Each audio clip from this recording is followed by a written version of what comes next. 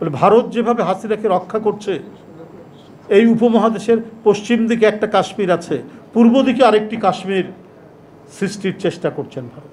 ওনার কথা, উনি একজন মুক্তিযোদ্ধা, একবার রণাঙ্গনের মুক্তিযোদ্ধা, ফ্রিডম ফাইটার, অকুতোভয় ফ্রিডম ফাইটার।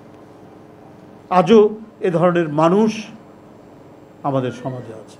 আমি যদি এই জাতীয়তাবাদী নেতাদের ধারাবাহিকতায় যাই, কখনো আমি দেখিনি যে ন্যাশনাল ইন্টারেস্টে যে কোনো আগ্রাসনের বিরুদ্ধে কথা বলতে তারা কখনো থমকে গেছে।